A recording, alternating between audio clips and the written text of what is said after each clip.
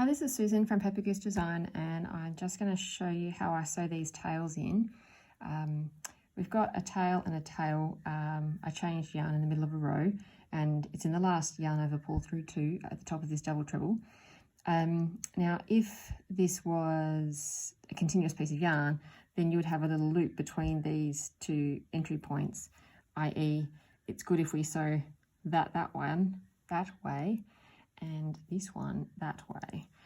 So I'm just going to thread the tails onto the needle, and basically I will take this short one, weaving through the stitch down here and then wander around, and this one is going to be sewn up through here and then weave around this area. So I'll just get that started. So as I mentioned before, if it was a continuous yarn, it would have a loop behind here, which as you can see actually in these other stitches. So basically, the first thing I'm going to do is make that loop by going in where the other tail comes out. And I can come up anywhere I like, but I just want to make that loop there at the back of the stitch. And then I can weave it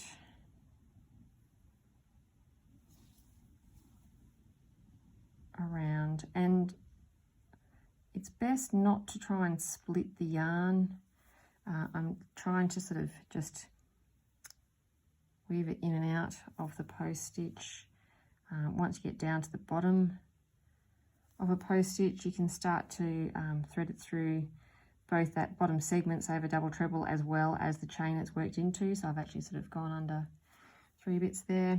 And by the time you get to that point where you can just repeatedly sew through the lowest segment and the chain at the bottom, then that works quite well for a few stitches. And then if you change direction, whoops, I've dropped my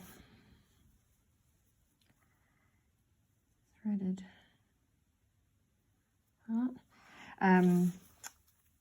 And then if you go back in the opposite direction, I find that's quite good. You just got to avoid pulling it too tight. It's just trying to weave it back through where you've just gone at the bottom.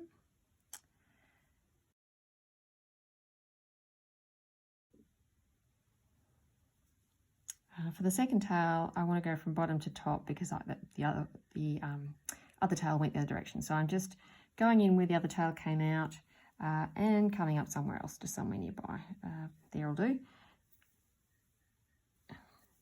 Now at this point, you could, go down that way to the posts or up this way to the posts. Because I went and used this section for the other tail, I don't want to use the same section. I'll just kind of make a lump in the fabric. So I'm just going to go in another direction.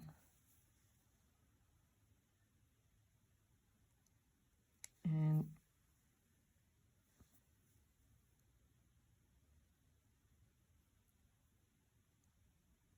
again, I'm trying to not split the actual yarn and just travel within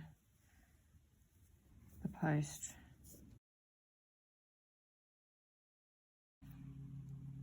So there.